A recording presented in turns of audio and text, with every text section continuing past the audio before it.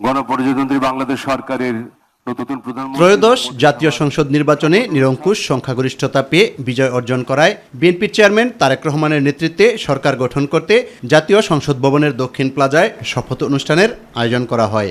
মাননীয় নবনিযুক্ত প্রধানমন্ত্রী অনুষ্ঠানে যোগ দেন প্রধান উপদেষ্টা ডক্টর মোহাম্মদ ইউনূস সহ অন্যান্য উপদেষ্টাগণ।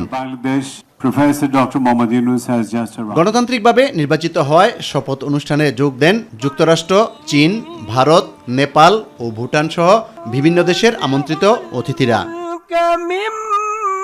বাংলাদেশে নিযুক্ত ইউরোপ ও আমেরিকা সহ বিভিন্ন দেশের রাষ্ট্রদূতরাও অনুষ্ঠানে উপস্থিত হন তারেক রহমানের নেতৃত্বে গঠিত নতুন সরকারকে শুভেচ্ছা জানাতে। বাংলাদেশ সরকারের বিভিন্ন মন্ত্রণালয়ের দায়িত্ব পাওয়া সংসদ সদস্যদের উপস্থিতিতে জাতীয় সংসদ ভবনের দক্ষিণ প্লাজায় তারেক রহমানকে প্রধানমন্ত্রী হিসেবে শপথ বাক্য পাঠ করান রাষ্ট্রপতি মোহাম্মদ শাহাবুদ্দিন। আমি সশ্রদ্ধ চিত্তে তারেক রহমান সশস্ত্র চিত্রে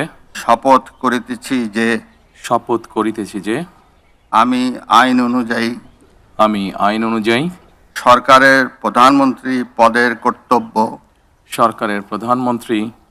কর্তব্য বিশ্বস্ততার সহিত পালন করিব। শপথ বাক্য পাঠ করানোর পর প্রধানমন্ত্রী তারেক রহমানকে শুভেচ্ছা জানান রাষ্ট্রপতি। এরপর মন্ত্রিপরিষদের সদস্যদেরও শপথ বাক্য পাঠ করান রাষ্ট্রপতি মোহাম্মদ শাহাবুদ্দিন। আমি আইন অনুযায়ী সরকারের মন্ত্রী পদের কর্তব্য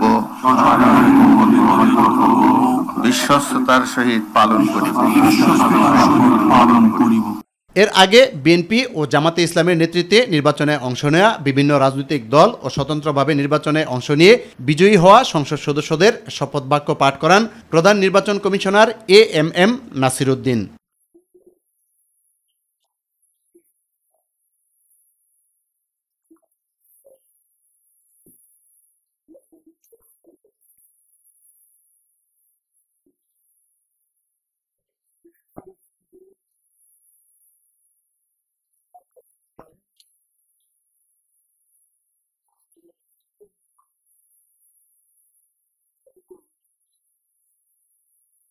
দু 5 আগস্ট ফ্যাসিস্ট সরকারের পতন হওয়ায় স্পিকার ও ডেপুটি স্পিকার না থাকায় সংবিধান অনুযায়ী প্রধান নির্বাচন কমিশনারকে শপথ বাক্য পাঠ করাতে হয়। 1971 সালে লাখো প্রাণের বিনিময়ে বাংলাদেশের স্বাধীনতা, সার্বভৌমত্ব ও গণতন্ত্র প্রতিষ্ঠিত হলেও রাজনৈতিক দলগুলোর স্বেচ্ছাচারিতার কারণে গণতন্ত্র গতি হারিয়েছে বারবার। নতুন সরকার গণতন্ত্রকে সঠিক পথে পরিচালিত করবে এমনটাই প্রত্যাশা দেশের মানুষের। জাতীয় সংসদ ভবন থেকে ইউসুফ আলী, মাই টিভি।